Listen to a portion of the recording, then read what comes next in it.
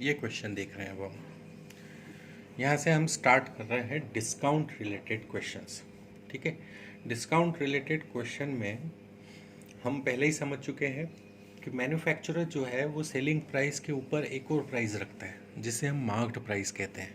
ये marked price इसलिए रखी जाती है कि अगर कोई कस्टमर डिस्काउंट मांगता है, कोई भी छूट अगर मांगता है किसी आर्टिकल के ऊपर, तो वो डिस्काउंट देने के बाद भी उसके प्रॉफिट पर कोई भी असर ना हो। ठीक है, तो ये डिस्काउंट अलग अलग सिचुएशन में कैसे कैलकुलेट करेंगे, यही हमको इस पार्ट में सीखना है। ठीक है, तो पहला केस हम तब ले लेते हैं जो by one get one free type के जो क्वेश्चंस होते हैं, कि उनको अगर कैलकुलेट करना हो तो कि डिस्काउंट उसमें पता करना है हमें कि भाई डिस्काउंट परसेंटेज कितना है, तो कैसे कैलकुलेट करेंगे। इसके लिए 3 छोटे छोटे एग्जांपल्स मैंने लिए हुए हैं, इससे हम इस सिस्टम को समझते हैं। कि पहला केस कह रहा है कि 5 खरीदो तो 4 फ्री मिलेंगे। अगर मैं ऐसा कोई ऑफ़र बनाता हूँ तो मुझे कितने परसेंट डिस्काउंट देना पड़ेगा। ठीक है, तो पहली बात तो जो ये कैलकुलेशन होता है ये सब सेलिंग प्राइस मार्क प्राइस के बीच में होता है। इसमें कहीं भी कॉस्ट प्राइस का कोई भी रोल नहीं होता है या प्रॉफिट का कोई रोल नहीं है। हमको डिस्काउंट परसेंट निकालना है। ठीक है, तो हम कुछ नहीं करेंगे कि जब जो आर्टिकल्स हमको बोले गए बाय 5 गेट 4, ठीक है, तो इनको जोड़ के पहले तो एक फिगर बना लेते हैं। वो फिगर है 9 आर्टिकल्स का। ठीक है, तो हम मान लेते हैं mark price of 9 article 9 rupees है। ठीक है, तो इनमें से सेलिंग प्राइस तो सिर्फ सेल तो हम इतना ही कर पा रहे हैं, तो सेलिंग प्राइस आ जाएगी 5 रुपये। यहाँ से डिस्काउंट मिल गया हमको 4 रुपीज़ का। ये जो फ्री है ये सब डिस्काउंट है। तो डिस्काउंट परसेंटेज कितना हो गया, discount upon mark price into 100, discount into mark price into upon discount upon mark price into 100। ठीक है, तो ये हमारा डिस्काउंट परसेंटेज आ गया। 4/9 इंटू 100 करो, यू गेट 44:4/9%। ये हमारा डिस्काउंट निकल गया। सेकेंड केस देखते हैं, बाय 3 गेट 3, तो मतलब टोटल आर्टिकल कितने हो गए 6, तो मार्क प्राइस हो गई 6 आर्टिकल्स की 6 रुपये, ये हमने यहाँ लिख दिया। फिर उसके बाद में सेल हमने सिर्फ 3 को किया तो सेलिंग प्राइस हो गया 3 का 3 रुपये। ठीक है, तो इसमें से इसको माइनस कर दिया तो हमको हमारा डिस्काउंट मिल गया, वो क्या हो गया 3 रुपीज़। बस डिस्काउंट परसेंट निकालना है हमको, तो discount upon mark price into 100, यानी 3/6 इंटू 100 किया, so you get 50%। This is your answer. ठीक है, बहुत ही सिंपल है इनको कैलकुलेट करना। अब यहाँ पे देखो, बाय 5 गेट 4, तो पहले सबसे पहला काम हमको क्या करेंगे, वही 9 आर्टिकल्स मान लेंगे। अब 9 आर्टिकल्स में हम मार्क प्राइस निकल गई 9, 5 ही बेच पाए, सेलिंग प्राइस निकल गई 5। यहाँ से हमको डिस्काउंट भी मिल गया, वो डिस्काउंट कितना हो गया 4 रुपीज़ का। अगर सवाल इतना ही होता तो ये यहाँ पे ख़त्म हो जाता, 4/9 इंटू 100 कर लेते। ठीक है, लेकिन अब वो एडिशनल डिस्काउंट और दे रहे हैं कि साहब इसके बाद ना मैं 20% डिस्काउंट और आपको ऑफर कर रहा हूँ।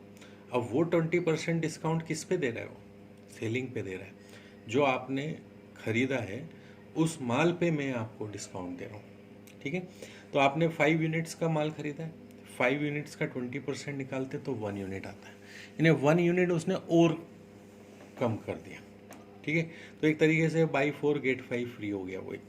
ठीक है, तो हम अब ये हमारा टोटल डिस्काउंट हो गया 5, मार्क प्राइस है 9, 5/9 इंटू 100 करेंगे, so your actual discount becomes 55:5/9%।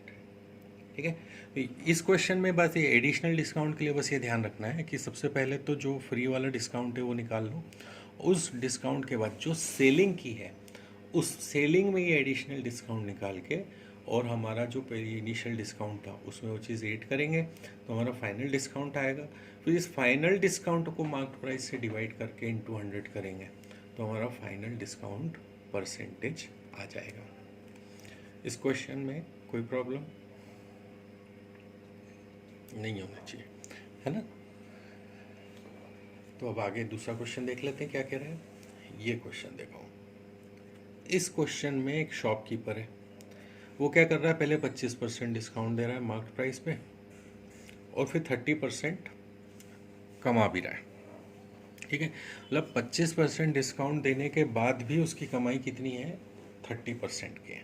ठीक है, अब यहाँ उसने उसको मनी में कन्वर्ट कर लिया, उसने बोल दिया कि मैंने 90 रुपये अगर टोटल कमाए हो तो बताओ मैंने कितने रुपए का डिस्काउंट दिया है टोटल। ठीक है, तो अब देख लेते हैं एक बार। इसके लिए मुझे वही चार्ट बनाना पड़ेगा जो हम शुरू से देखते आ रहे हैं। CP, SP और MP, ये 3 चीज़ें मैंने रख ली। ठीक, अब यहाँ इनिशियली परसेंट हमने कहा, ये यहाँ कैलकुलेट किया है। डिस्काउंट परसेंट 25% है, तो यहाँ से डिस्काउंट को मैंने यूनिट में कन्वर्ट कर लिया। इस टाइप में के क्वेश्चन में आप ध्यान रखिएगा कि जब भी आपको ये प्रॉफिट परसेंट दिया है और यहाँ पे एक और जगह ये डिस्काउंट परसेंट दिया है, तो ये जो परसेंटेज दोनों दिए ना, इनको सबसे पहले आप यूनिट्स में कन्वर्ट कर लोगे। तो 25% जो है वो 1/4 बनेगा। ठीक है, 25% इज इक्वल टू 1/4। ये चीज़ मैंने यहाँ पे लिखनी रखी है, तो मैं इसको सॉल्व करता हूँ कि हाँ लिख रखी 25% जो है वो हो गया 1/4। तो ये 1/4 में यहाँ पे मुझको पता चल रहा है कि 1 यूनिट हो गया डिस्काउंट का, 4 यूनिट हो गया मार्क प्राइस का, ये 1 और 4। ठीक है, अब मुझे सेलिंग प्राइस निकालनी है, तो मार्क प्राइस में से डिस्काउंट कम होता है तो सेलिंग प्राइस आती है, तो यहाँ से सेलिंग प्राइस निकल गई 3 यूनिट्स। तो 2 चीज़ें चाहिए थी मुझे, सेलिंग प्राइस और मार्क प्राइस। तो सेलिंग प्राइस और मार्क प्राइस मैं यहाँ पे रख लेता हूँ। ये बहुत ही इंपॉर्टेंट प्रोसेस है, इसको ध्यान रखिएगा कि जब सवाल में हमको इस टाइप का कोई क्वेश्चन सॉल्व करना है तो जो 2% दिए हुए हैं, इन 2% को फ्रैक्शन में कन्वर्ट करके हमको डिस्काउंट के फ्रैक्शन में से मार्क प्राइस सेलिंग प्राइस निकालनी है और प्रॉफिट के फ्रैक्शन निकालेंगे। तो जैसे 3/10 हुआ तो 10 CP है और 3 प्रॉफिट है, profit plus CP becomes SP। सो यहाँ पे 2 यूनिट्स आ गई 10 और 13। तो ये 2 यूनिट्स 10 और 13 प्रॉफिट से मिलेगी, ये 2 यूनिट्स 3 और 4 जो है वो डिस्काउंट से मिलेगी। इन यूनिट्स को यहाँ पे हमारे चार्ट में रख दो, प्रॉफिट के बीच में 10 और 13 रख दो और SP MP के बीच में 3 और 4 रख दिया। ठीक है, अब यहाँ पे बैलेंस करनी पड़ेगी इस इक्वेशन को बैलेंस करने का सबसे अच्छा तरीका ये है कि जो चीज़ खाली दिख रही है, जैसे यहाँ पे आप देखोगे कि 10 13 3 4, तो एक स्पेस ये खाली है, एक स्पेस ये खाली है। तो 2 तरीके से कर सकते हैं कि ये स्पेस 3 को जो है इधर शिफ्ट कर दो, यहाँ पे 13 को जो है इधर शिफ्ट कर दो और मल्टीप्लाई कर दो, या इधर से एक लाइन खींचो, ऊपर से एक लाइन खींचो, 2 चीज़ें जो मिक्स हो रही हैं उनको मल्टीप्लाई कर लो।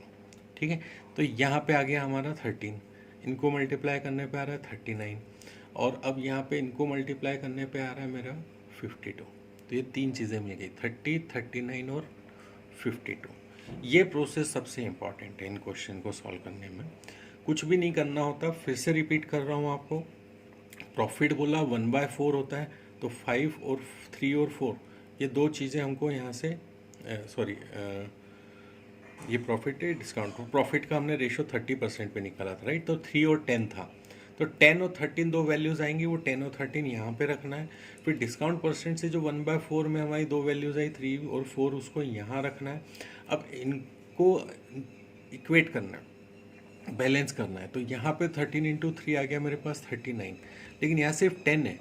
अब इस 10 का मैं क्या करूँ, तो यहाँ से 3 लेंगे और 10 × 3 करके 30 कर लेंगे। अब यहाँ पे 13 था, यहाँ पे नीचे 3 4 के साथ 4 तो था, लेकिन यहाँ कुछ नहीं था, तो ये 4 ऊपर यहाँ से ले जाओ, 13 को इधर से लाओ, 13 × 4 करो, ये 52 आ गया। 30, 39, 52, यहाँ से प्रॉफिट मिल गया 9 यूनिट्स, यहाँ से डिस्काउंट मिल गया 13 यूनिट्स। अब आई बारी कंपैरिजन की। टोटल प्रॉफिट 90 रुपीज़ का हो रहा है और यहाँ पे टोटल प्रॉफिट की यूनिट्स है 9, तो अगर 9 यूनिट्स 90 रुपीज़ के बराबर है, तो इसका मतलब 1 यूनिट 10 रुपीज़ के बराबर है ना। तो ये 90 रुपीज़ हो गया, यहाँ से 1 यूनिट की कॉस्ट आ गई 10 रुपीज़, तो हमने डिस्काउंट में हमने वो वैल्यू रख दी, तो हमें टोटल डिस्काउंट मिल गया, दैट इज़ 130 रुपीज़। ठीक है, तो ये क्वेश्चन को हमको ऐसे ही सॉल्व करना है। प्रॉफिट परसेंट डिस्काउंट परसेंट को सबसे पहले फ्रैक्शन में कन्वर्ट करके हमको CP SP और MP की एक एक वैल्यू मिलेगी, है ना। SP की आपको 2 वैल्यूज़ मिलेगी, तो हमको CP को और MP को इन 2 वैल्यूज़ के साथ इक्वेट करना पड़ेगा। तो शॉर्टकट तो यही है कि जो भी जगह खाली दिखे उसमें इसको मूव कर दो, है ना। इधर जो खाली दिखे इसमें इसको मूव कर लो, फिर जो 2 वैल्यूज़ आ रही हैं उनको मल्टीप्लाई करके और आप इक्वेट कर सकते हैं। फिर यहाँ से इनका गैप प्रॉफिट हो गया, इनका गैप डिस्काउंट हो गया। फिर जो हमको दिया है, कई बार टोटल डिस्काउंट दे देते हैं, प्रॉफिट पूछ लेते हैं कि यहाँ पे प्रॉफिट पूछ लिया, डिस्काउंट पूछ रहे हैं, तो कंपेयर कर लो। प्रॉफिट की यूनिट्स को प्रॉफिट के रुपीज़ से कन्वर्ट कर लो, एक यूनिट की cost in terms of rupees आ जाएगी, फिर जो भी पूछा है वो निकाल सकते हैं। ठीक है, तो this way you solve this question. अब एक और सवाल इस टाइप का देखते हैं। ये सवाल क्या कह रहा है? ये सवाल कह रहा है कि by how much percent a shopkeeper mark his goods above its cost price, so as by giving 20% discount he में गेन 10%। इन्हें 20% डिस्काउंट दे के भी उसको 10% का प्रॉफिट हो जाए, इसके लिए कॉस्ट प्राइस से मार्क प्राइस को कितना परसेंट ज़्यादा उसको जो है वो मार्क करना पड़ेगा। ठीक है, वही करेंगे, दो फ्रैक्शंस में कन्वर्ट कर लो इसको। 20% बिकम्स 2/10, या कह लो 1/5। ये रहा ये डिस्काउंट, तो 1/5 से यहाँ पे हमको ना ये मार्क प्राइस आ गई, ये डिस्काउंट है। मार्क प्राइस में से डिस्काउंट माइनस करेंगे तो आपको एसपी मिल जाएगा, ये 4 ये 5, ये दो चीज़ें आ गई। ठीक है, अब उसके बाद में यहाँ 10% प्रॉफिट हो रहा है, तो 1/10 से हमको पता चला कि ये तो हो गई हमारी कॉस्ट प्राइस, और प्रॉफिट हो रहा है तो ये इसमें जोड़ दिया, 10 + 1 यहाँ पे आ गया 11। अगेन यू गेट 2 यूनिट्स, 11 और 4 यहाँ पे आ रहा है, तो 11, ठीक, और यहाँ पे हमको 10 और 11 आ रहा है, और यहाँ पे हमको 4 और 5 आ रहा है। ठीक है, तो इस 4 को इधर शिफ्ट कर दो, इस 11 को इधर शिफ्ट कर दो और मल्टीप्लाई कर लो। You get 3 values 40, 44 and 55। देखो अब यहाँ से पता चल रहा है, उसने पूछा कॉस्ट प्राइस से मार्क प्राइस कितना ऊपर होना चाहिए। कॉस्ट प्राइस 40 हो तो मार्क प्राइस 55 होना चाहिए, ना कितना ऊपर होना चाहिए, 15 यूनिट्स ऊपर होना चाहिए। उसको परसेंटेज में कन्वर्ट करना है, 15 divided by 40 into 100, you get 37.5। ठीक, अब इसका एक, जब भी कॉस्ट प्राइस से मार्क प्राइस पे जंप करना है, देखिए यहाँ पे सेलिंग प्राइस का रोल नहीं है इस क्वेश्चन में, कॉस्ट प्राइस से सीधा मार्क प्राइस पे जंप करना है और कितना परसेंट ऊपर है ये निकालना है, तो you have a shortcut formula also for this. वो ये है कि आप सीधा सीपी और एमपी लिख दो, ठीक है, और ये क्रॉस मल्टीप्लाई कर दो। प्रॉफिट का इधर क्रॉस मल्टीप्लाई नहीं ना, क्रॉस में लेके आ जाओ चीज़ों को। ठीक है, प्रॉफिट प्लस में होता है, डिस्काउंट माइनस में होता है, तो ये जो डिस्काउंट है ये इसमें से माइनस कर दो सीपी में से, और ये जो प्रॉफिट है ये मार्क प्राइस में प्लस करो, यानी this is your formula. CP MP is 100 minus discount and 100 plus profit. तो डिस्काउंट हमारा कितना था, 100 माइनस 20, और ये हो गया हमारा 100 + 10, तो दो वैल्यूज आ गई 80 और 110। गैप हो गया 30 यूनिट्स का, 30/80 इंटू 100 है बेसिक।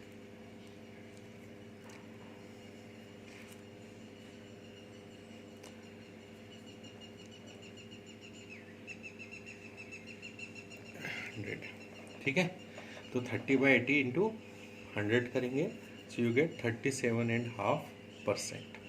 क्लियर हुआ ये चीज़? दोनों मेथड को एक बार फिर से बता रहा हूँ कि अगर 20% डिस्काउंट और गेन 10% है, तो एक मेथड तो ये है कि इसको फ्रैक्शन में कन्वर्ट करो और सीपी एसपी एमपी की यूनिट्स निकाल लो, फिर उन यूनिट्स को क्रॉस मल्टीप्लाई करके और इक्वेट कर लो, इक्वेशन को हमारी बैलेंस कर लो, इस गैप को निकाल लो। यहाँ से हमको ये पता चल रहा है कि हमको जो पूछा है वो तो 15 का गैप है, इससे इसको डिवाइड करके इंटू 100 करेंगे, हमारा आंसर आ जाएगा। दूसरा ये है कि हमको पूछा क्या है, सीपी से एमपी के बीच का गैप पूछा, तो सीधा एक शॉर्टकट फॉर्मूला यूज़ करो, इसमें से डिस्काउंट माइनस करो, इसमें प्रॉफिट को प्लस करो, दो वैल्यूज़ निकाल लो, उन दो वैल्यूज़ के बीच का गैप निकालो, इससे इसको डिवाइड करके इंटू 100 करो, तो ये परसेंटेज में कन्वर्ट हो जाएगा।